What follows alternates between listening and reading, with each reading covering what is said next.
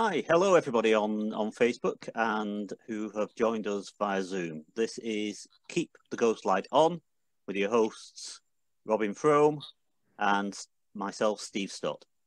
We have some really interesting guests tonight. Robin will introduce them. We are on Facebook Live, we are on Zoom. Feel free to comment on Facebook Live and we'll try to take a look at what you're saying and respond as we can. So, without further ado, I'll hand over to Robin, who can introduce our guests tonight. Hello, welcome. Broadcasting from Connecticut on my end, and yeah, what Steve said about commenting, we'd love to hear your comments. We started in July, and honing and honing and honing as we do. Not hemming and hawing, but honing. And it's been wonderful. So we have 4 guests tonight. We have a special one that just got added. I'm going to start with those 2, with Donnie and Jamie. I'll start with Donnie. I've known Donnie since we were talking about this 4th grade. I wasn't in 4th grade, but he was. He was a tech whiz. I mean, he when he was in high school. Is Donnie there? Oh, you're on. We're not hearing you, Donnie. How about now? Oh, there we go. He's a tech whiz. We right. assure you he's a tech we whiz. got there. Yeah, that's how I introduced him. So when he went into the Nonawag High School when I was directing there, he immediately got the keys to the AV room, so we knew he was on his way to greatness. So Donnie, tell us about your business and how did it start and what successes you've had and stuff like that, and then you can talk about how COVID has affected you. All right. Well, everyone, I'm Don Gamsjager, and like Frome said, I met him when I was a 4th grader, just moved to Connecticut, and he was doing Shakespeare in the Lawn. At the back of basically a giant office complex, and I came out to run follow spot. I was a volunteer. I have been in theater my entire life on the technical and management side. One time I played James and the Giant Peach. Frome directed it, actually. You probably don't remember it, but I started in theater in second, third grade. My elementary school had a talent show in the gym. Unbelievable production value, and they needed some lighting, and I was just always fascinated with electronics, lighting, all things performance / anything integrated system. I was just obsessed. I would take water fountains off the wall to figure out how they work, and just absolutely go to town on taking anything I could apart and trying to put it back together my entire childhood. So the person putting on the talent show was my teacher, and she said, I don't know what to do about lighting. We're just going to leave the metal halide gym lights on, which is just a horrendous harsh light. So let's make it even more horrendous. And we said, what do we have for theatrical lighting in the school, which was nothing, and there was no budget, and this was like the 90s. So I said, let's take some overhead projectors from classrooms. So I had 2 of my closest friends, Neil and Ryan, said, we'll help you. We'll take and make lighting trees with carts, overhead projectors. And then I said, well, how are we going to color these lights? So we printed color transparencies as our gels. I mean, we had nothing. We literally had nothing. We had extension cords, overhead projectors, and color transparencies. And we lit the talent show, me, Neil, and Ryan. And, if we wanted blue, we turned on the overhead projectors over blue. And, sometimes we would scroll transparency colors. We even got fancy with gobos. We would draw in designs with Sharpie markers on the transparency. And, well, we had a gobo, right? Primitive, but it worked. And that was the birth of DNR, Donnie, Neil, and Ryan, 28 years ago. And here we are, same name. Neil and Ryan are, one owns an auto body shop and one's an attorney, probably better off right now. But it's me as the sole owner, and we've grown from, a rental company. Primarily, we shifted to integrated systems, support training, and everything theater technology.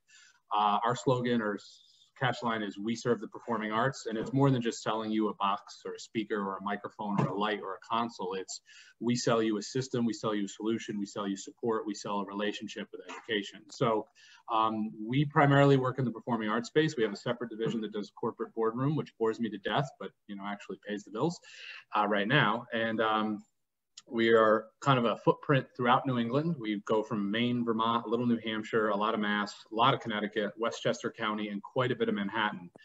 We pretty much stop. We don't really do much in Jersey. And we do everything from box sale of theatrical lighting instruments to complete sound system installation design, to even providing technicians for startup theaters that just have no technical crew yet. And we come in and kind of act as a consultant to say, okay, this person should be your A1, this one should be your A2, and you know, we'll help train them on the basics of theatrical audio or live performance audio. Jamie and I are pretty instrumental in a project up in Morris, Connecticut right now, which is a socially distant outdoor music venue. And it's been an unbelievable design challenge. And it's been, the expression I say is building the airplane in the air, because every day there's some new need that's just completely unheard of. I mean, in COVID times, the spacing and the distance and the setup is just completely different from anything we've seen in history of our career. So there's a very high stress level at this venue, but Jamie is acting, him and this gentleman Harrison are the lighting designers / electrical engineers on the project, and I'm acting as the provider to sell and integrate the systems, whether it's a rental company that comes in or the ownership or management has purchased the sound system. So that is kind of our company. We are based in Watertown, Connecticut, and One Penn Plaza in Manhattan.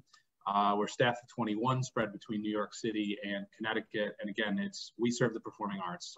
If you need a lighting rig, you need curtains, you need rigging, you need your dimmers repaired.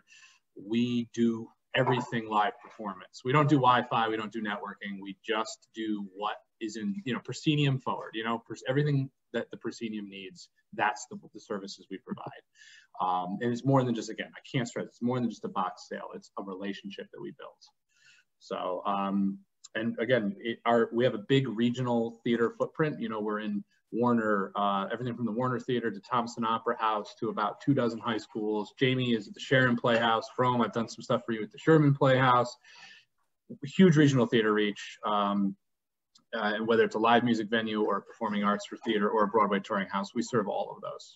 So again, Frome is definitely one of my mentors and somebody that I grew up with. I obviously, you know, a lot of time has passed between right now this blurb and our third grade overhead projector lighting job. So there's been a lot between now and then. I just didn't go from overhead projectors to 21 people. So where really things ramped up was I was in 6th grade. I was in middle school, and I was, you know, helping the middle school do their performances and their lighting. And, you know, I don't want to say I hit the word glass ceiling, but I went to the tech ed teacher, Elaine Peck was her name. And I said, I really want to do more. And there's like one band concert and one talent show a year here. Can I get involved in high school? And ironically, at the same time, the person who was the technical director for the high school auditorium had stepped down / retired from that position. And they put basically the woodshop teacher in charge. Woodshop teacher calls the woodshop teacher at the middle school. And they say, you know, I mean, he was doing video and woodshop, ironic. And he said, do you got any students down there that could help? And she said, oh, I just happen to have this absolute young punk, and he take everything. And so long story short was they gave me a bus. They're like, here, you're going to get on this short bus and you're going to take this up to the high school after class. And you're going to get dropped off at the auditorium and you're going to meet this guy, Roger Parkhouse. So I did that. I took this bus up. I'm in 6th grade. I've never been to the high school. I've never met high schoolers, right? And I get in and they're like, all right, go in the auditorium. And I meet Roger Parkhouse and Robin Frome. Here I'm a 6th grader, oversized t-shirt, hair actually looked about the same.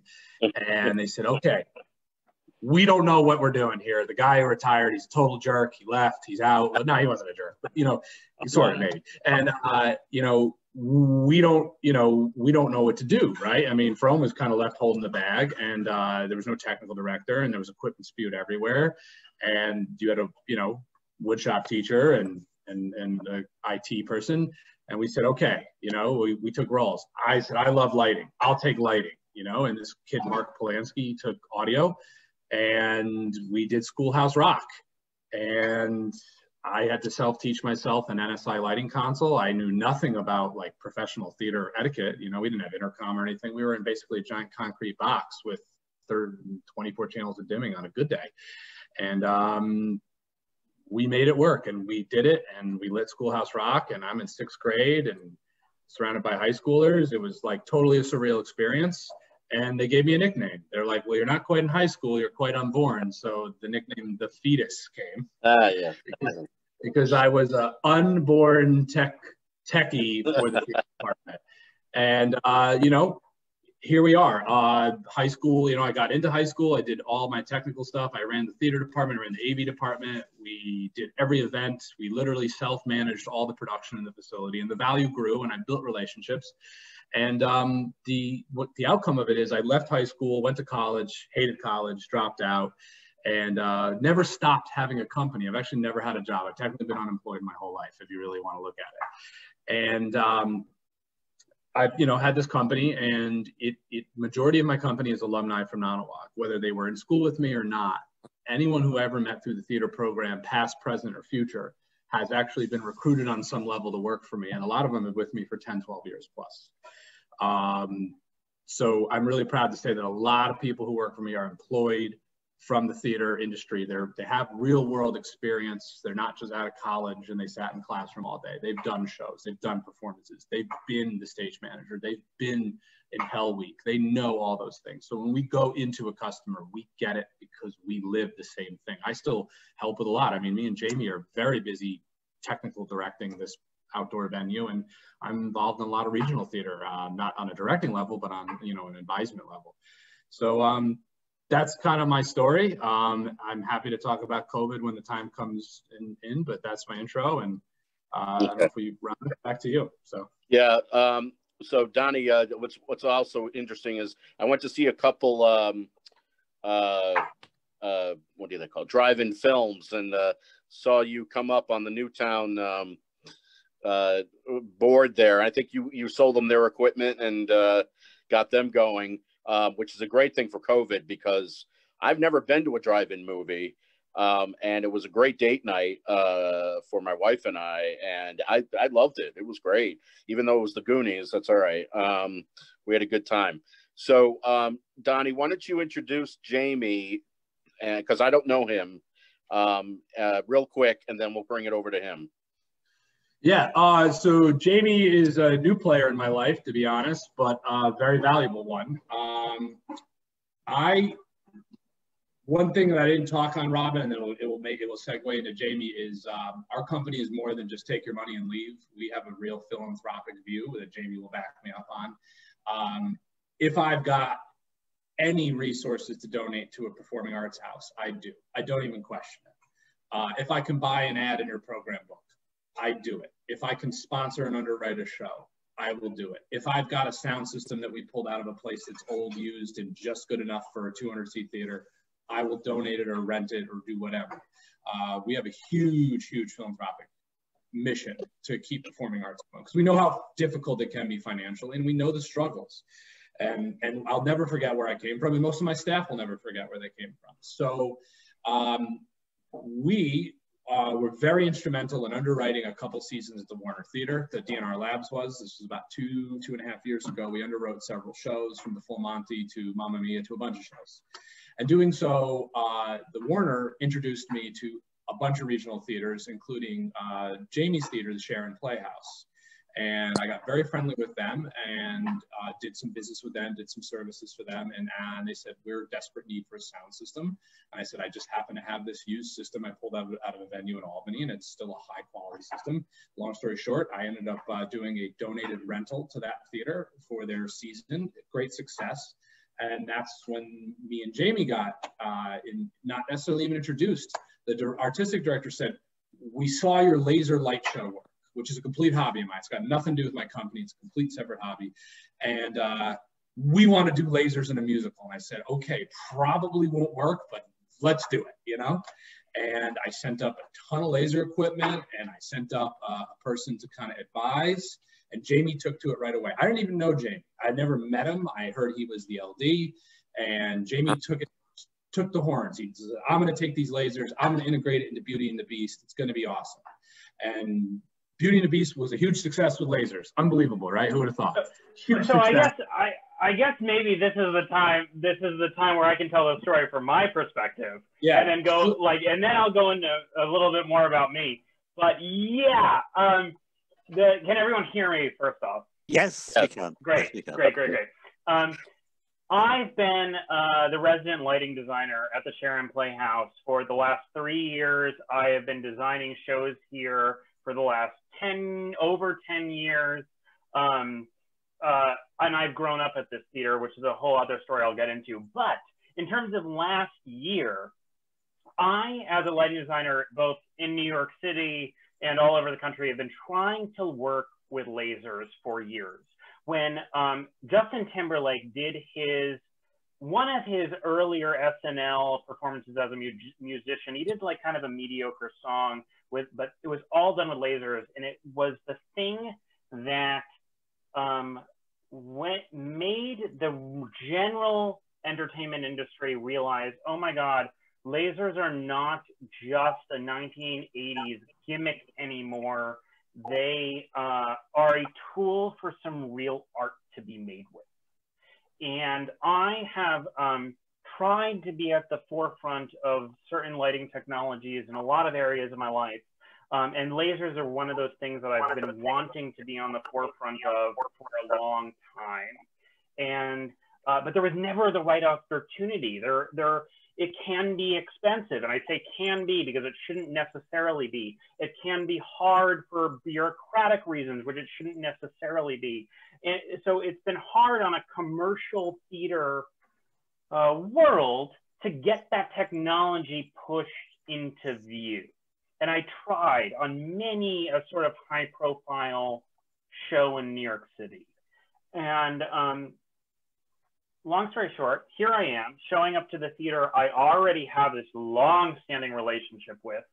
And there's this guy who's been philanthropic to this theater that has a really close personal place in my heart. And our artistic director and business manager go to him and say, hey, we're doing Beauty and the Beast. We need something big at the end of the show for the transformation. And I think they might have been thinking fog and CO2 and who knows, but Donnie brings to the table lasers, something that I've wanted in my lap for a long time. And now all of a sudden we're doing Beauty and the Beast, a show that lasers are not appropriate in. You wouldn't think, right? But until you hit that moment and go, okay, how can we use this as an artistic tool? And a tool I've been trying to get my hands on, but it's been impossible to get my hands on. But now we're in a safe environment, a theater I know very well, a generous donation, and we are going to make the most spectacular transformation of the beast into human because of an unexplored technology. All thanks to Donnie making that available to us, and sort of this meeting of worlds and wants all coming together at the same time. So that's that story from my perspective, but then grew into a relationship between me and him, provided all the laser technology that we used on Emojiland recently off Broadway, that I was also the lighting designer of. And now during COVID times, our relationship sort of evolving into different things, since the theater space has evolved into different opportunities, and one that we're currently working on in Morris, Connecticut, and in other things on the horizon that are not conventional theater, but a ways to attribute all of our skill sets. So that's that story from my perspective. Sorry if that was a little long-winded. No, it's fine. Jamie, take the floor. Dave, do you have anything for Jamie or Donnie? Really, this is great for us on this session. You know, we're starting to branch out from performers, which is typically performers and educators. So sorry, Kent, but performers and educators have been our typical attendees. So this is, and I've been wanting to branch out into the other areas of the performing arts. So this is great. Last week we had a casting director who gave us a really interesting view of her experience with COVID and what's going on now. One thing that I sort of picked up from Donnie, from your from what you were saying, you were saying you'd been to do this socially distanced event, and that you were basically building the plane as you were flying it. What of that experience do you think is new and that you can take forward no matter what happens with COVID?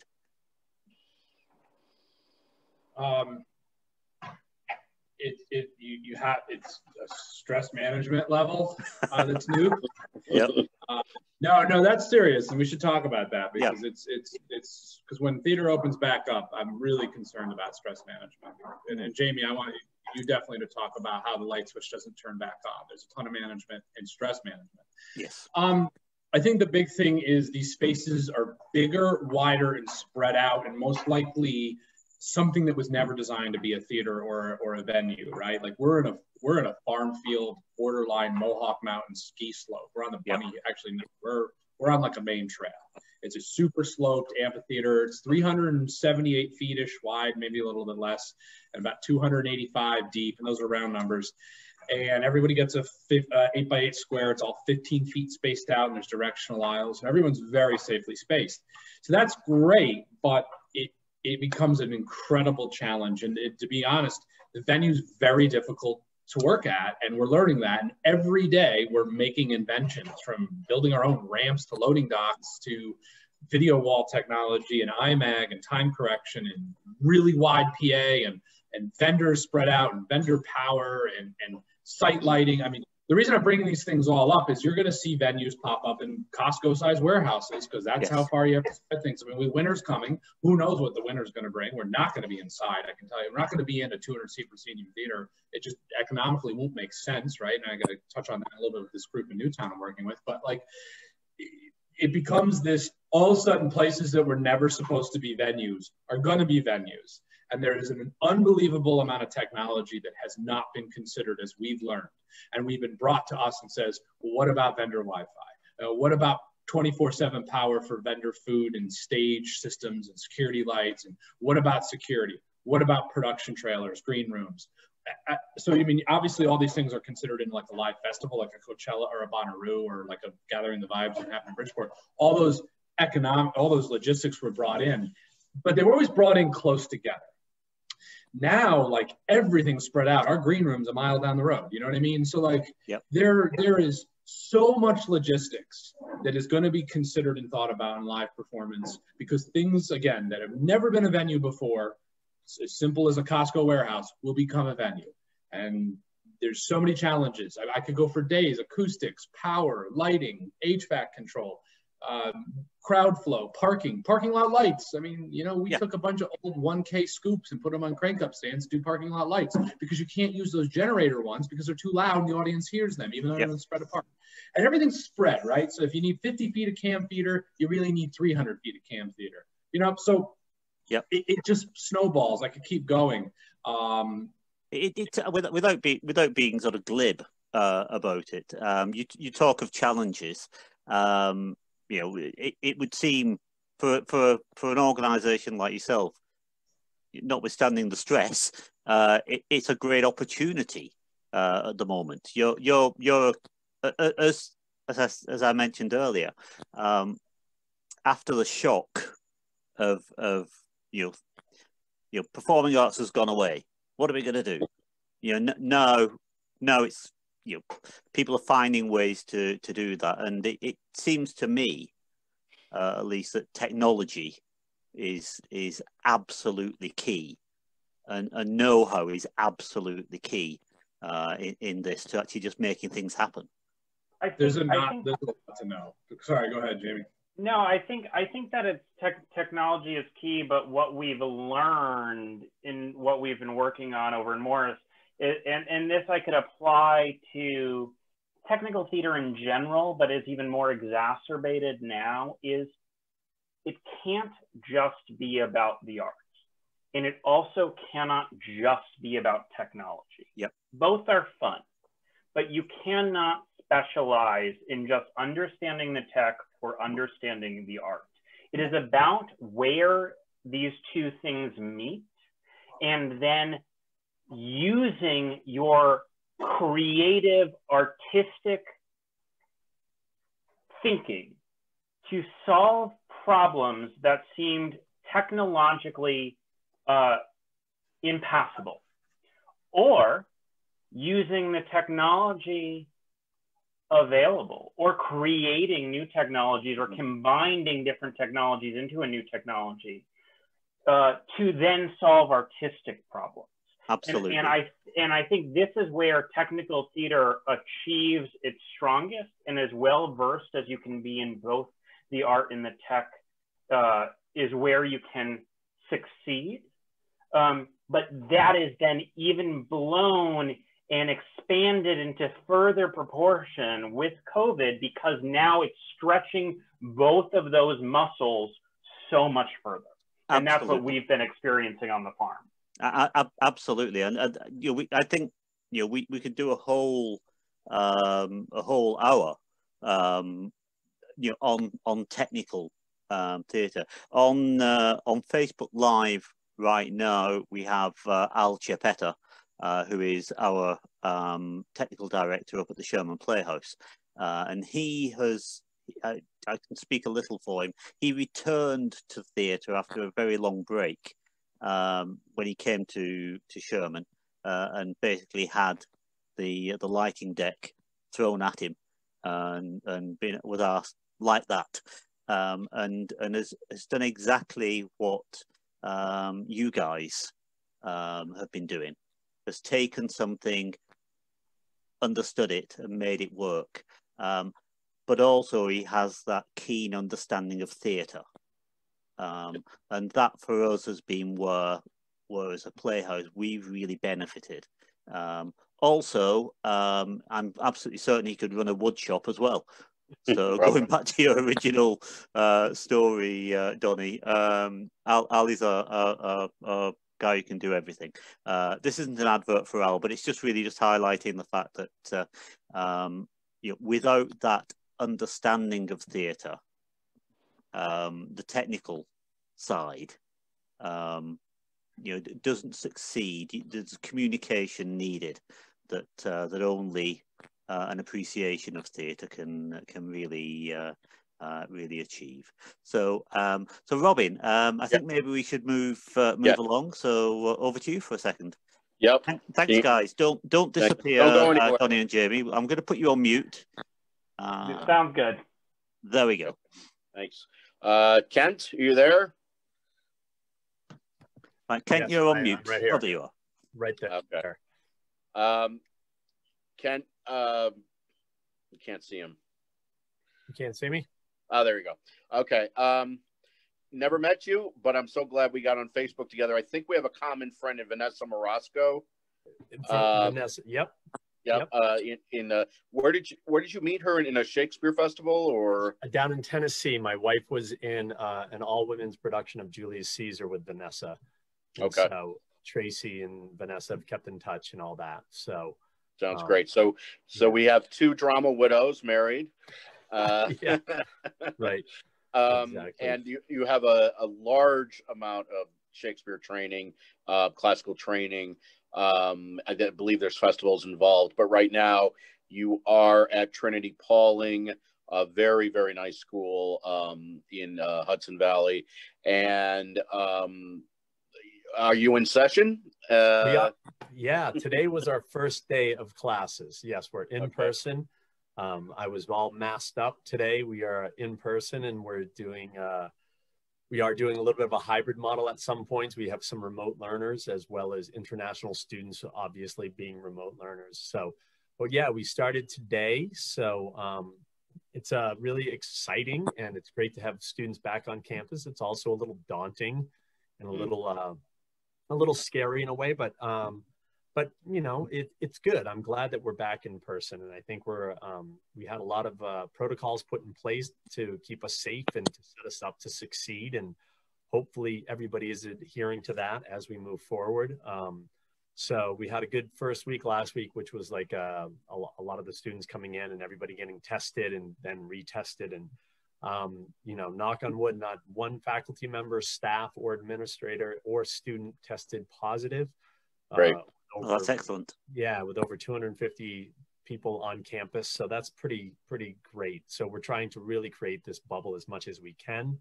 And we're hopeful. So, and we're also setting ourselves up, you know, from a technical standpoint to if or when we do need to go hybrid and or remote, we're able to do that.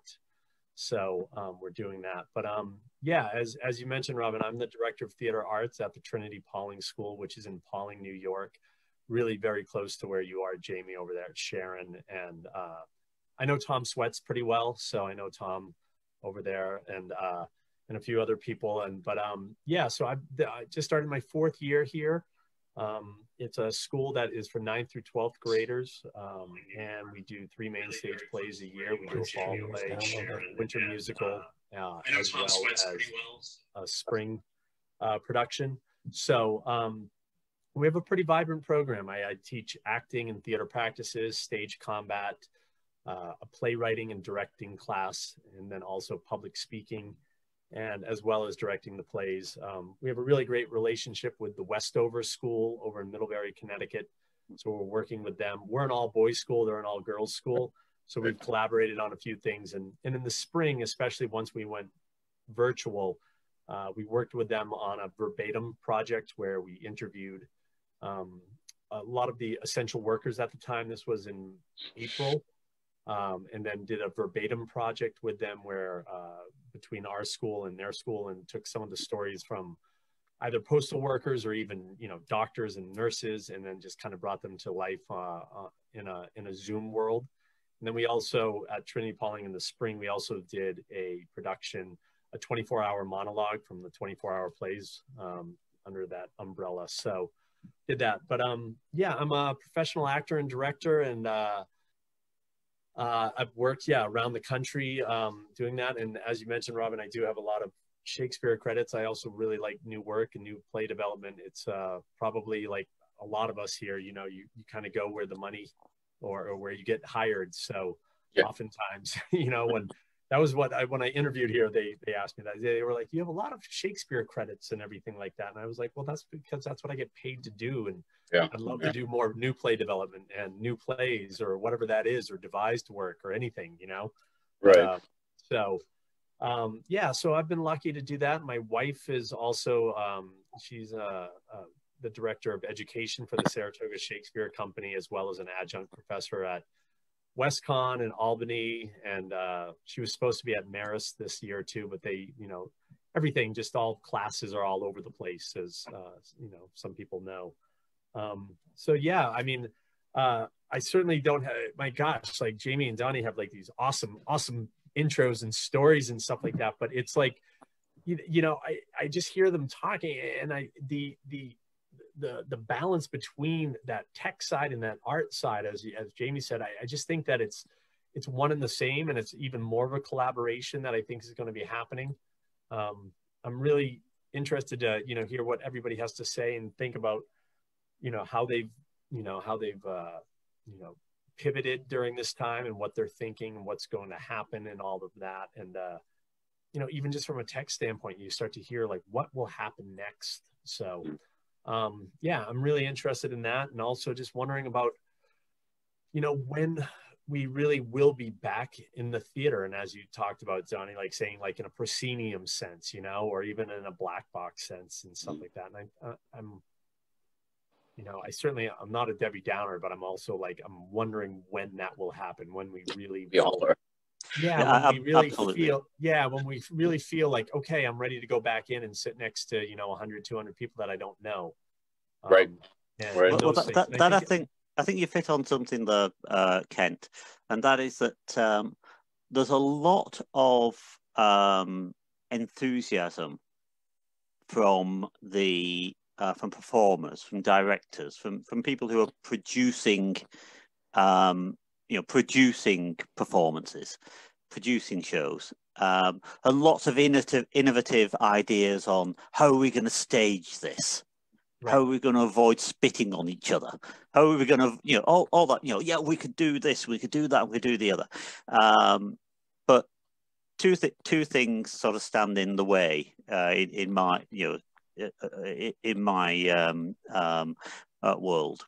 I'm president of the Sherman Playhouse, so these are things I always have to think about. One is that in Connecticut we have a limit from the state of 25 people in the house, including any staff, any front of house staff. And clearly, if you're going to manage social distancing, you need people in the house to manage that as well. So okay, let's say we have a maximum of 22 in the audience. Also, who's really going to want to come out and see us? Who's going to want to sit even 6 feet away from others in that situation? So, it's a double whammy.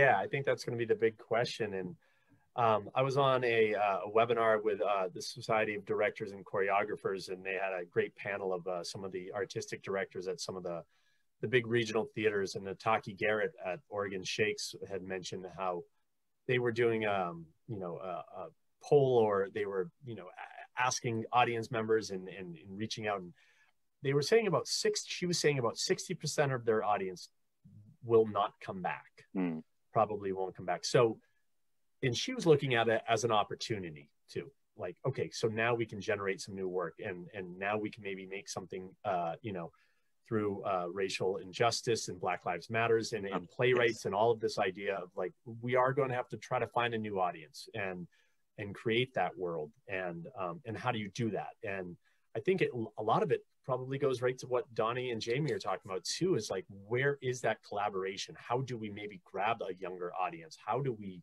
bring them in? How do we, you talk about these laser ideas, and it's like, yeah, you're not supposed to have it at the end of Beauty and the Beast, but man, like that's jazzy. That's pretty exciting, right? And so, I think it's going to be an interesting time, and I think it'll be really interesting, like you said, like when we get back in. And I was following a little bit of the Barrington Stage production of Godspell, and then also of Harry Clark that they did. And they just ran into issues too of just, once Massachusetts said you can't have a certain amount of people, and then it sounded like it was a really interesting, cool production, and that the audience was really desiring that. Next thing you know, it was they had to move it outside, and they could only have 50 people. And like you said, Steve, like that includes, that's not 50 people sitting in the seats. Yes, it's 50 bums on seats. Yeah, right. So you're talking an 8-9 person production, I think it was, that they were doing of Godspell, and then you're talking a few house people and all that. So you're looking at 40 people tops, maybe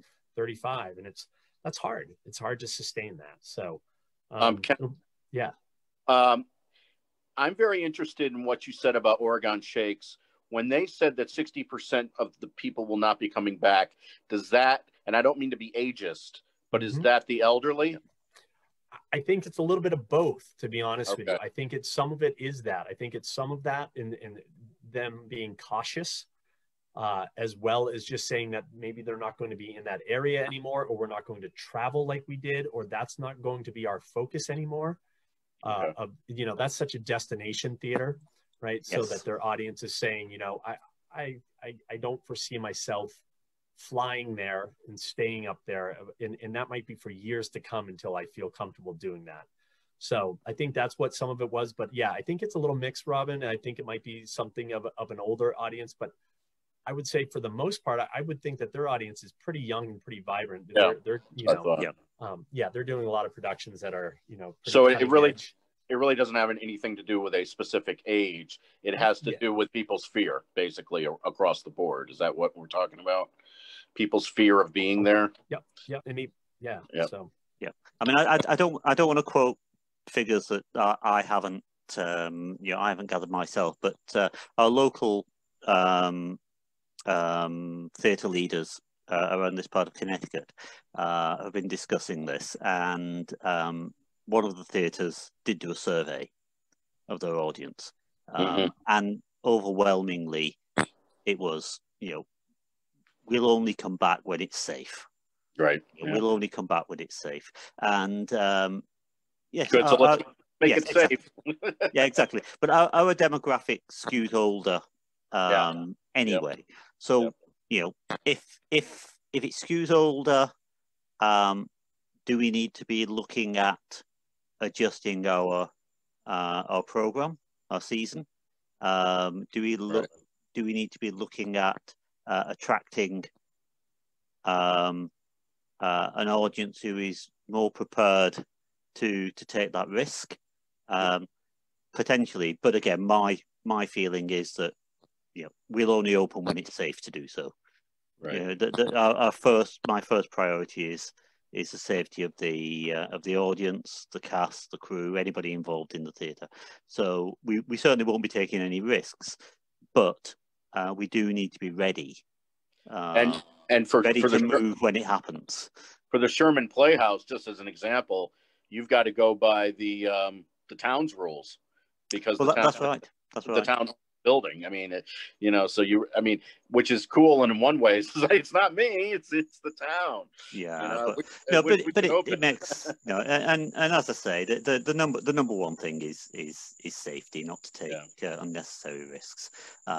So it's really interesting to hear that scaled up to a destination theatre where people, as you say, people are flying in, people are coming in specifically. If we get people from Ridgefield or the occasional person coming in from New York City, that's that's our people flying in. We certainly wouldn't necessarily expect people to make that kind of a trip if they're concerned about their safety. But it's really interesting to hear that. One last question not last, but one question for Ken, then we'll move on. Ken, are you doing a production with the students for parents, relatives, and friends to see in the theater, or is it all through a Zoom or something like that? We're planning. We will not be doing a fall production in the theater. Okay. We will be doing. The goal is to be doing a fall production outside. We have a 250-acre campus here, so we will be doing that and planning on doing that. My original production that I wanted to do, because I'm trying to use the word physical distancing instead of social distancing, because I'm trying to use it that it's because it's physical. We're still connecting, and it's very much of that.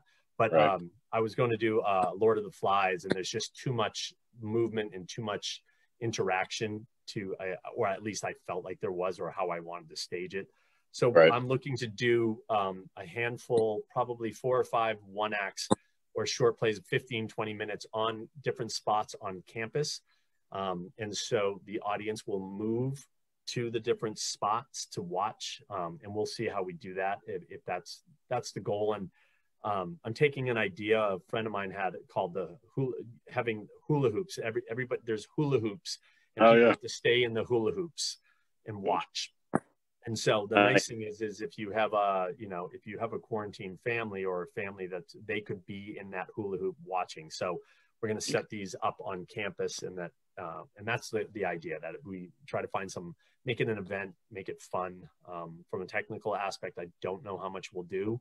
But just something that is an event and a community builder, and a way for us to hopefully do a production in the fall and continue to move forward with that idea. So, but if you do use lasers, you know where to go, right? That's what I was just going to say, right? Exactly. Oh, I've been already writing down some notes. Yes. Oh, great! Fantastic. Yes, that notion of the traveling audience. Is something which again has come up a couple of times.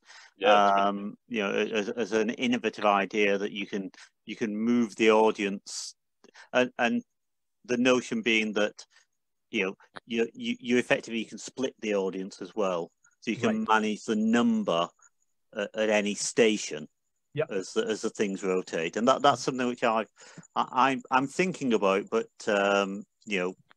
again, it kind of blows my mind as to how we could potentially put that kind of thing on. But it's a really good idea.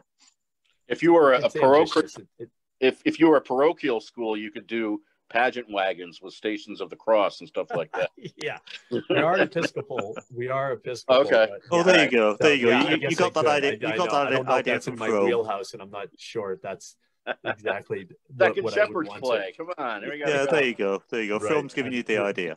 With I'd rather push with the envelope. lasers. Yes, With with lasers. right. With Yeah, lasers. they didn't- Okay. they didn't- Okay. So Frome.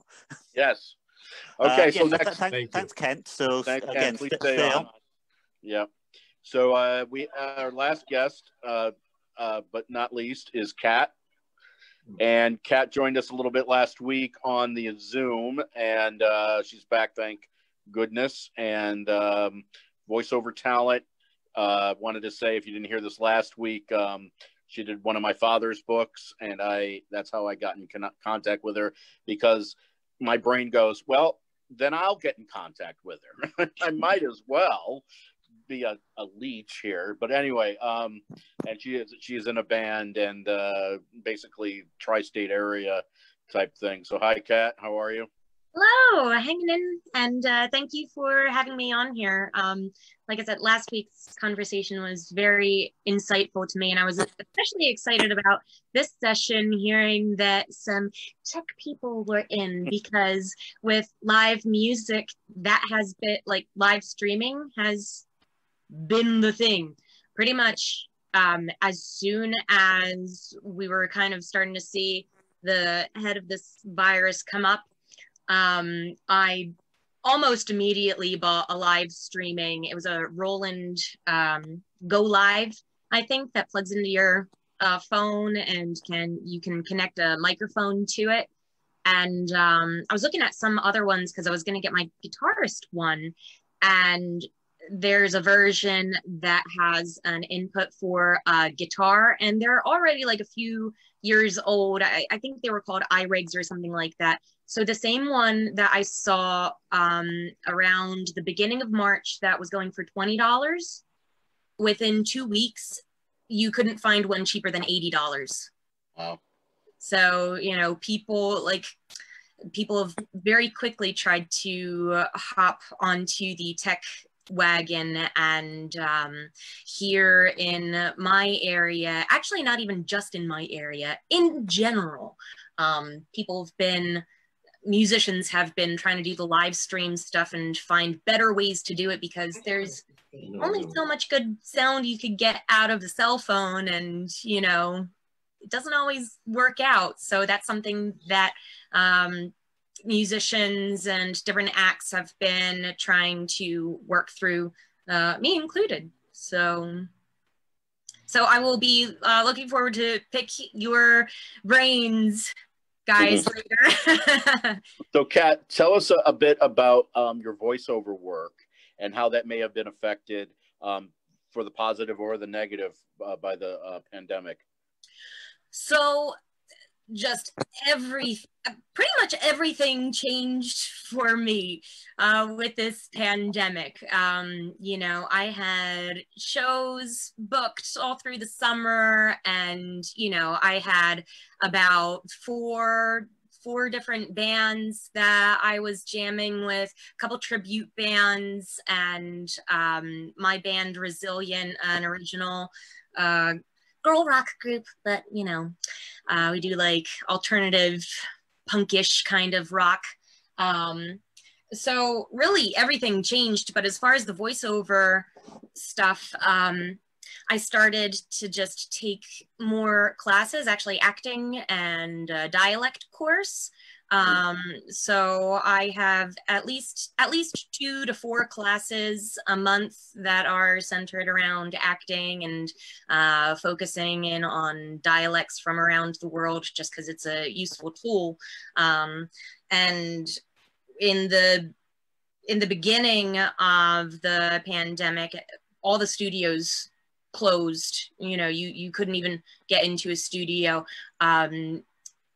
My band Resilient had recently recorded, and we had one mix of one of our songs, and the rest of it had to wait because they couldn't get to the files, because you couldn't even go into the building. They weren't even letting anyone in. That being said, all the studios in New York, LA, all the places that, you know, your voiceover actors would go to record the cartoons and the games and everything, all got shut down. And, you know, from being in these classes and attending different workshops with other working professionals who are just a lot farther along than me, which is why I'm taking classes from them. You know, they were saying that studios were literally scrambling to find people with home studios because many of their working actors did not yet have a studio at home to record from. Yeah. So in the voiceover world, things have been changing, and it's almost like a week-to-week kind of thing, or it had been kind of like a week-to-week kind of thing. And with, yes, go ahead, I'm sorry. Oh, no, I was going to say, how did you get started in the first place in the voiceover work? And what's your training? Did it just happen, you know, out of the blue, or? Yeah, it just kind of like I've always enjoyed acting and you know, making voices and characters and things like that. It's funny, I had visited a friend a couple weeks ago, and I guess maybe I've had a little bit too much alone time because he interrupted me at one point. He's like, you do realize that you're going into a different person each time that you have a thought? Who am I talking to anymore? I was like, well, I'm working on some various books and each one has a different character. So, you know, right. It's what's kept me company. But as far as how I got into it, you know, it was just, acting was an interest that I had that I never really pursued. And I literally was just flipping through my community college extracurricular pamphlet. And I just happened to land on Intro to Voiceover. I was like, huh, I already have all the tools, you know, because you just need a microphone. You need to be able to record from home. And so I just kept on learning more about the industry, and I've been doing it since 2017 officially. So yeah. So, and what was interesting to me is the only reason I'm saying this because we have a connection through my father. How did you get, just as an example, how did you get that gig, and how much does the writer have in influencing how you would speak his words? So I auditioned for that through a website. There's all different places that you can audition. There's everything from, you know, pay to play groups where you have to pay for a subscription to get these auditions. And, you know, then there's different things like ACX, which Audible owns. And there's another company, Find Away Voices, who will link authors and voiceover actors together.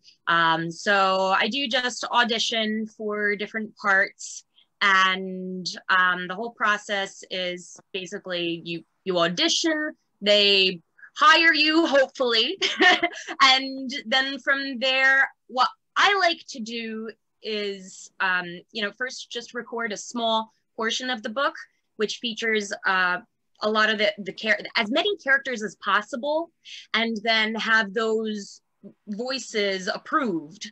And then if we have to go back and work on it, you know, we'll go back. I did hop on the phone with your father a few times to work on some of the voices. And, you know, that for me was a lot of fun because I'm not a classically trained actor. I just have a very overactive imagination.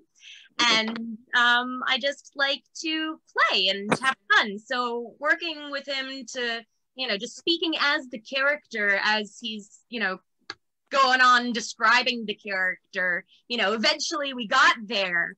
But, you know, I just take process, and not everyone works like that too. Some people don't, you know, just want you to go do your thing and move it along. Right. But I also appreciate when the author or rights holder gets involved because it is their story. And I want to make sure that, the tone and the people that I'm, you know, speaking for or speaking as match their vision. Yeah. Yeah, what's interesting is that he started as an actor in Greenwich Village in the 50s and has been, I mean, he was a professor of theater, has been involved in theater for the longest time. So you got this guy who's got all of that training and is like, I'm going to tell her, you know, the way I see it. So I think that was an interesting story. Steve, do you have anything for Kat? Really, just an observation, a question, which I think we touched on last week briefly. But are you finding now, or how are you finding the level of competition for voiceover work right now? That I feel like there are a lot of different ways to answer that question. I am involved in a handful of groups on Facebook with different voice actors, colleagues. Because, you know, I work from home and yes. I'm the only person, you know, I can, hey, want to get lunch? Yeah, sure, let's go get lunch. You know, so I had been, you know, checking in on some of these different groups. And one thing that I did notice was that at the start, almost every day, there would be someone posting, hey, I'm new, how do you get into this? Hey, what kind of mic should I get? And it's like, you know, I definitely appreciate people wanting to explore new territory and learn a new skill. At the same time, you know, I appreciate even more when people do the research first before asking certain questions. Yes. Or like, you know, you can do some of this research before you know, just say, hey, okay, I'm just going to do this thing now. So can you just tell me everything that I need to know? Because I don't feel like looking it up. Yep. It's like, that's not how to do it. So then a lot of people end up wasting a lot of time and money buying a lot of stuff that they find out, I really don't like sitting in a closet for 6 hours. Yep, absolutely. Or I'm not actually very good at it. Yeah. yeah. That's what I thought I could do lots of voices, but that's not the same as voice over acting or voice acting. Absolutely. So thanks, Kat. We're running a little late. That's not your fault, Kat. We are running a little late. If everyone's fine staying on for a little longer, I'd like just to open this out a little bit. Really to talk about COVID. And I think one of the questions that, or one of the observations that's come out of previous weeks, which I've wanted to bring forward, and also it was raised earlier, is how things are going to look next. You know, what's going to happen next, which kind of encompasses how long we might think this may continue for. It encompasses what kind of innovation might be coming down the line, and you know, what's that landscape going to look like? People tend to think of Broadway as theatre, whereas we know that's not the case. We talk about theatre, we've also got to talk about performing arts in general, in terms of music, in terms of film, in you know, all aspects. So what I'd like to do is just throw this out in general and just say what do we think will be coming next, and what do we think it will be looking like? Feel free to unmute yourselves and jump in.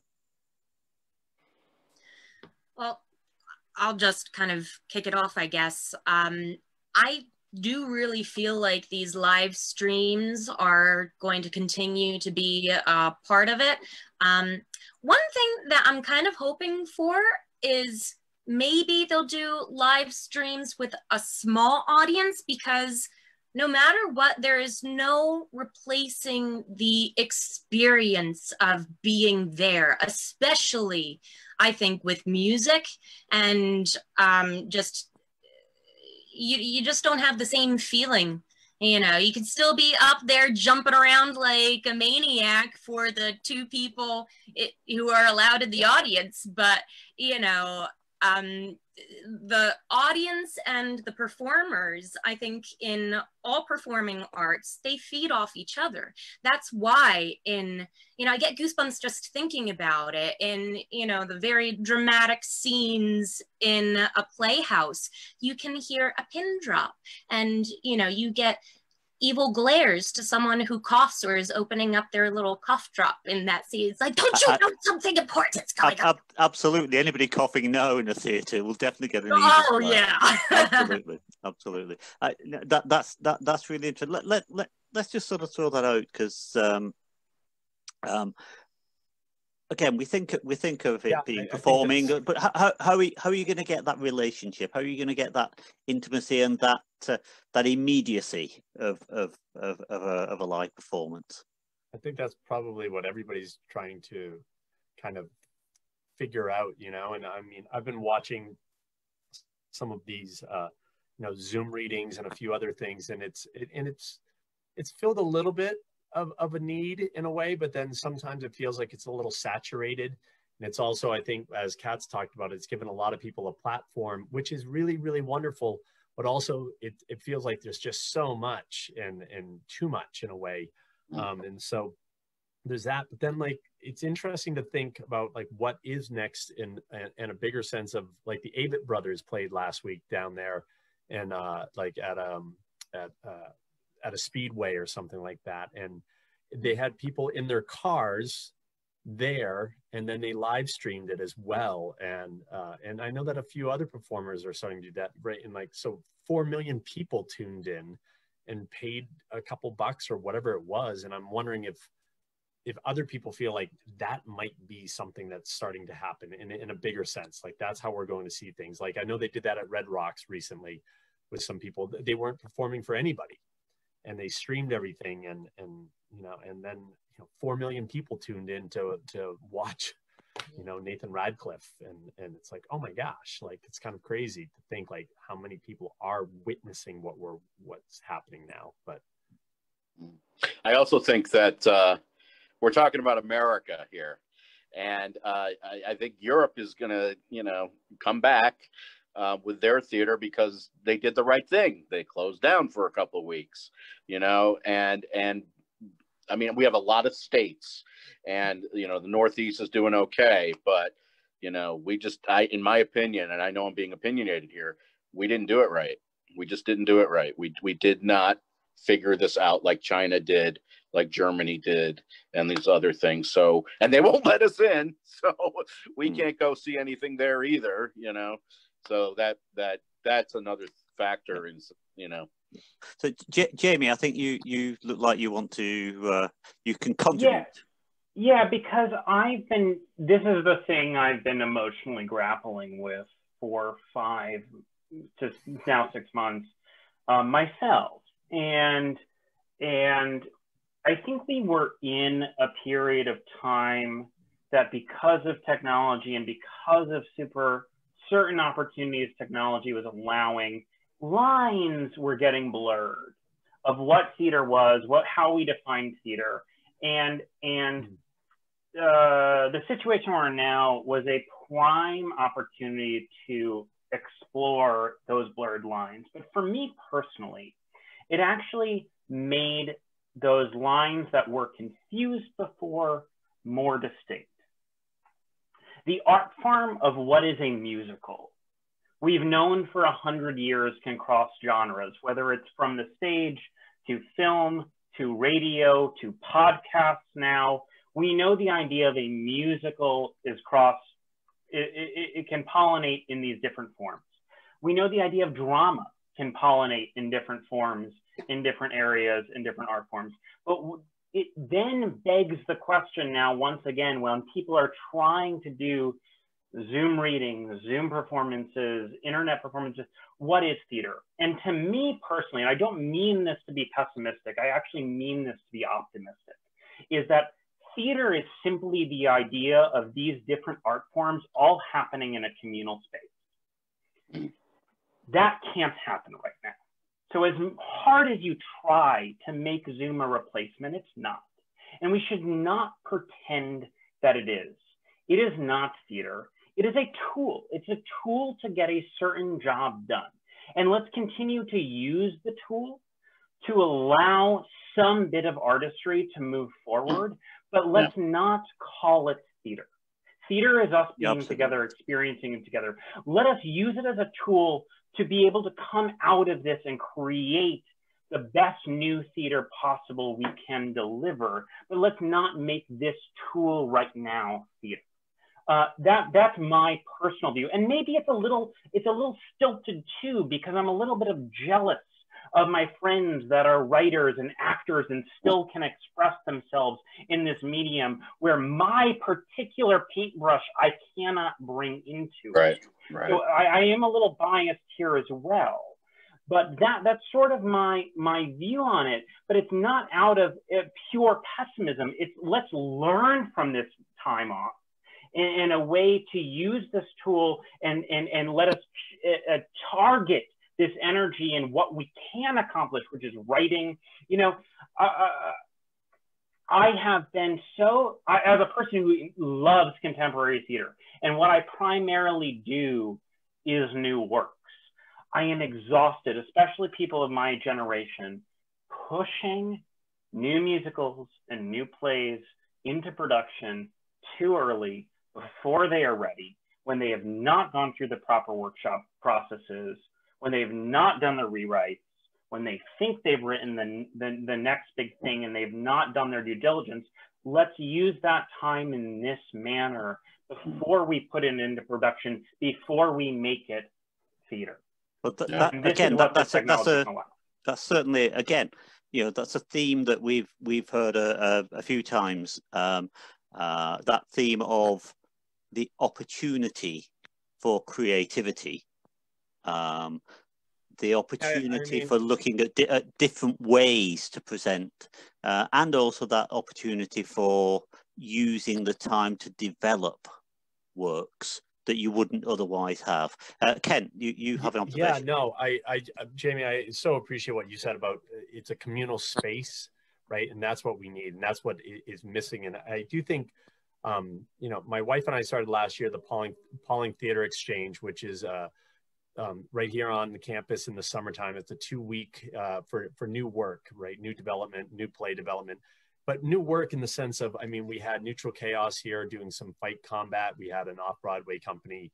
It's an exchange, right? And it's a place to create.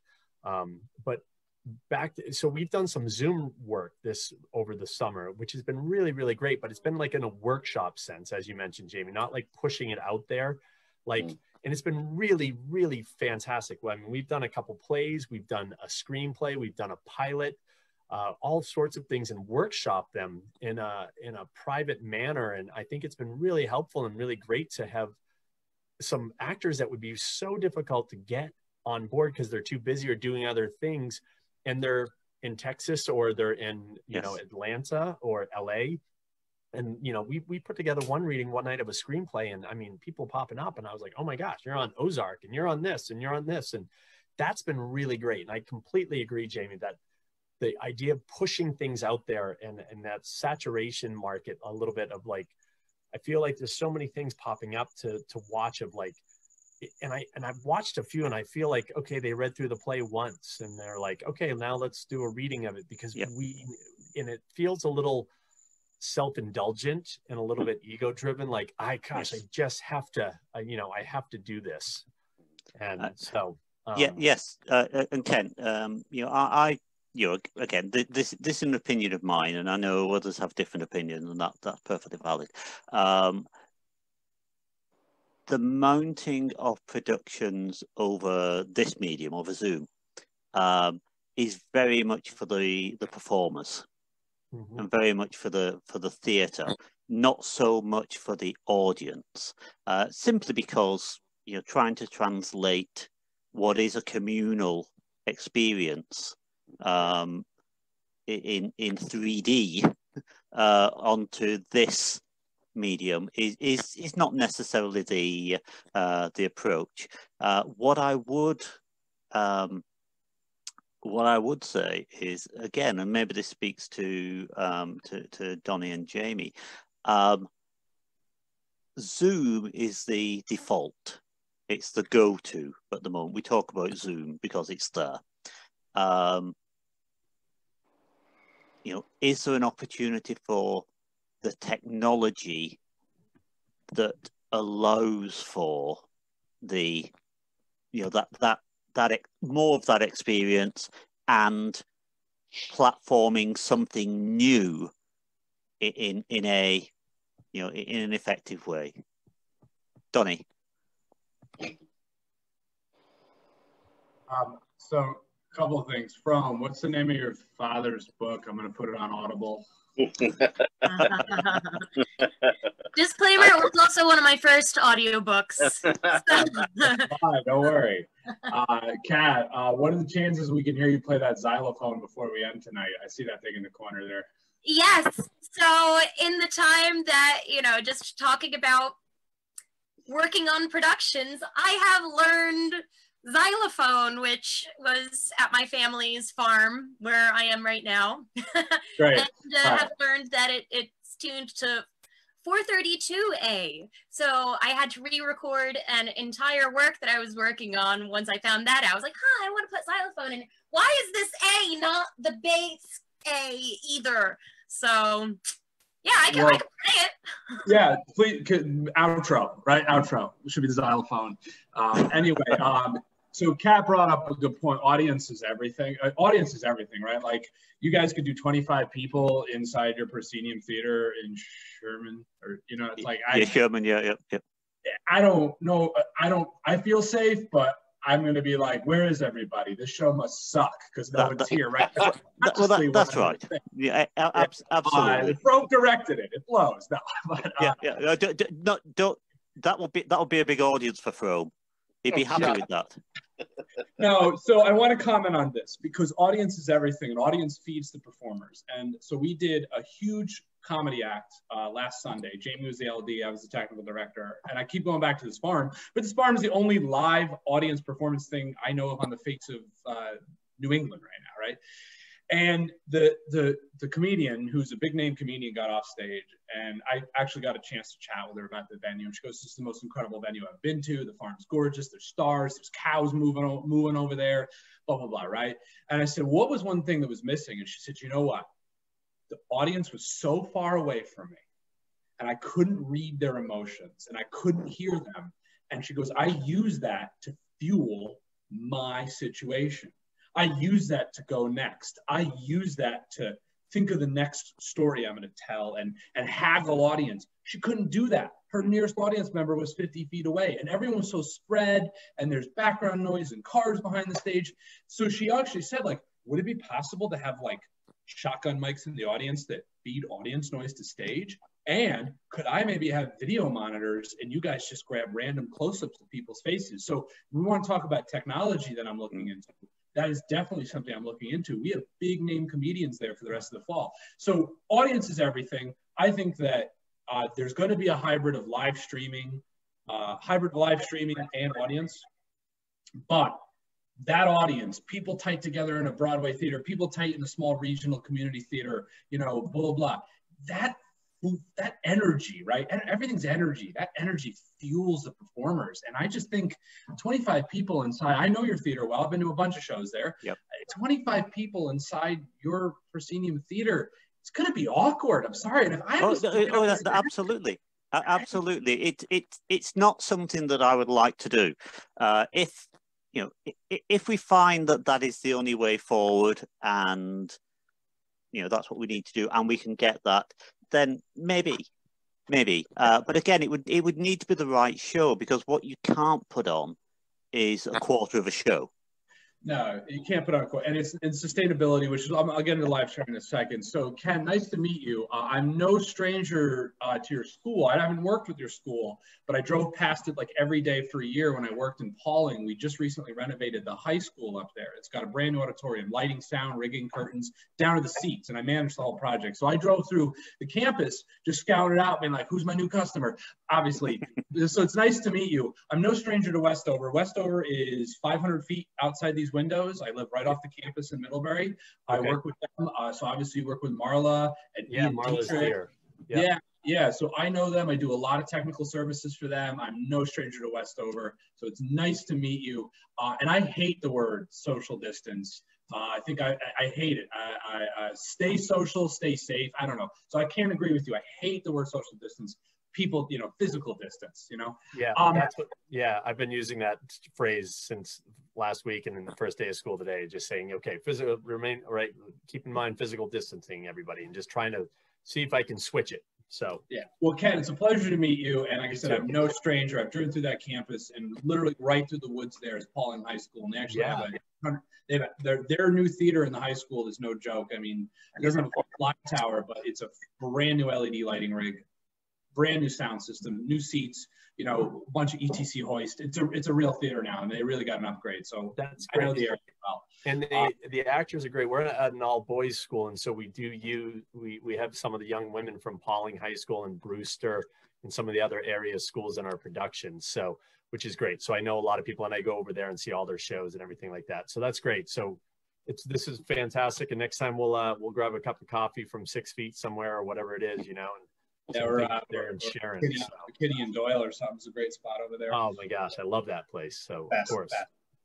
So pivoting, right? The word pivoting has come up. So this summer I had 3 amphitheaters under contract. I had one in Bridgeport that was a Live Nation venue that was going to be 6,500 people. I had one in New Haven, which is the old Pilot Penn Tennis Center. It was going to be a 10,000 capacity. And I had a third one in New York that was going to be a 5,000 capacity, all getting built amphitheaters, right? That's a couple $1 million of work for my company, all put on hold, right? Me and Jamie were like depressed, right? I mean, Jamie was dealing with his thing. I literally thought, this is it. It's over. It's over. I started packing the office like March 17th, right? I was just like, we're done. We're never going to make it, right? Well, luckily, so pivoting is the word, right? And I said, well, obviously, I'm not going to sell a video wall. I'm not going to sell a new dimmer rack. I'm not going to sell a PA to a theater. And I haven't to this day. I haven't sold anything in 9 months to any performing arts venue besides live music. And we decided to pivot to live streaming. And I said, I better get really good at this. But it's more than just hooking up some cameras to a production switcher and getting on Facebook.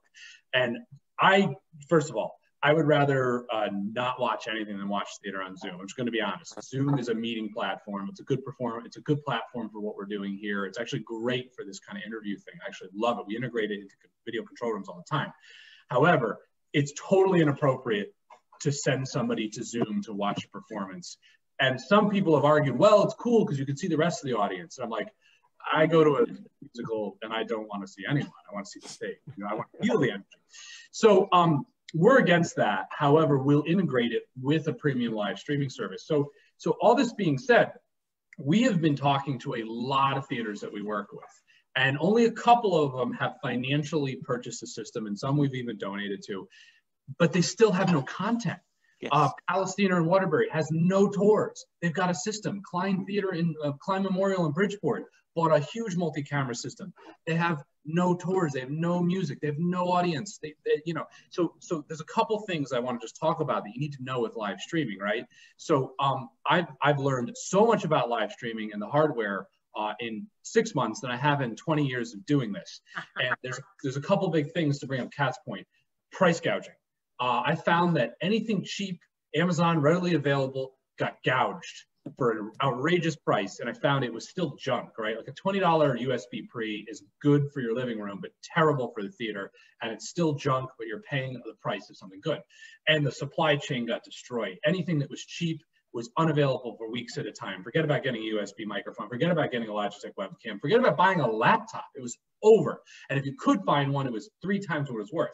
What I did find is the good stuff stayed at the same price and stayed readily available. But people were afraid of it because like, oh, that's expensive.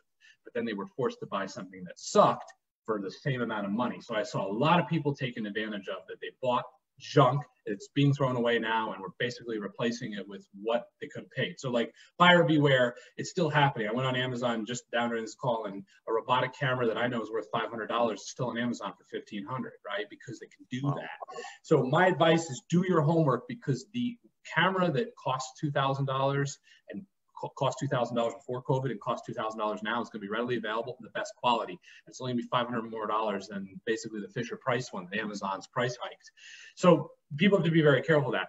So, however, it's led us into kind of a new thing, saying, okay, well, we're going to give you the best equipment, but not too over the top. However, we've all me and these theater groups and artistic directors have kind of sat down on some Zooms and said, this isn't just some cameras showing the room.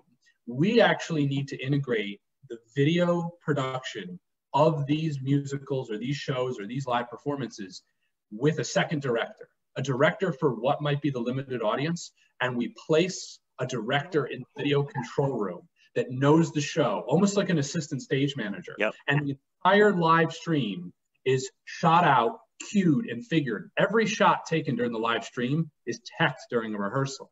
So we're working with groups that said, okay, because if you just have 3 cameras and you have a video jockey just jockeying between cameras, forget it. It's going to look like, a thrown together church service, no offense. But, so everyone we're working with has said, let's put a second director on the show. Now, there's only been a couple successful people that have done musicals and have streamed it, so I don't have too many examples right now, but they all have had a second director. That director sits in the video control room with the video technical director and says, okay, stand by for Q2, which is this robotic camera at this angle with this aperture and this color, because they even color the cameras differently, add some drama to it.